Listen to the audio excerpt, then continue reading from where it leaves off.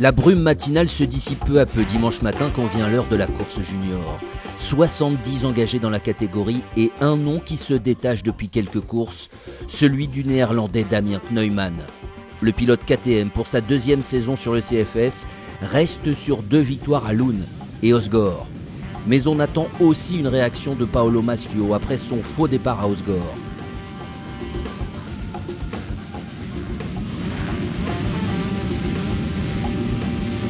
Et dès le départ, justement, on a la réponse. C'est le Belge Thias Kalins qui propulse sa Yamaha en tête au sortir de la ligne droite. Kneumann n'est pas loin, mais Maschio négocie mal son virage et chute. Revoici l'ancien leader du championnat parti dans une nouvelle course-poursuite. Devant, personne ne l'a attendu, évidemment. Ni Thias Kalins, ni Damien Kneumann. Dans le sillage de ce duo infernal, on retrouve 2 autres Yamaha, celle de Tom Migaud ainsi que celle d'Evan de Mester, bien calée à la 4e place. Un peu plus loin, voici Enzo Lefebvre sur Kawasaki.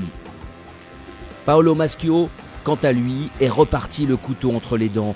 14e au premier passage, il intègre le top 5 dès le 7e tour de la course. Une course qui a changé de leader. Damien Kneumann, impressionnant, a pris la tête.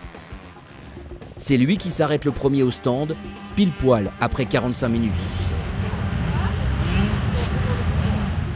Thias Kalins fait de même au tour suivant. Mais l'écart se creuse entre les 2 pilotes petit à petit.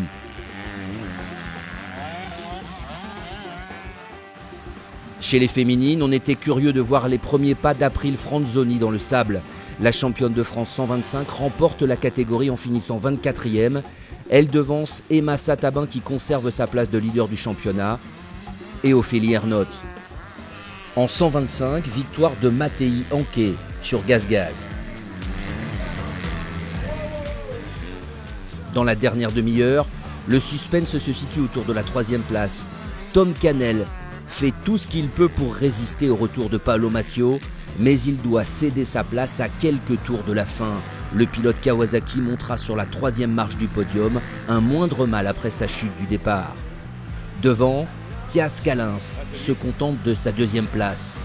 Le Belge est incapable de suivre le rythme de Damien Kneumann, qui se dirige vers une 3e victoire consécutive. Le pilote KTM, impérial, l'emporte avec plus d'1 minute 30 d'avance et conforte du même coup sa place de leader du championnat.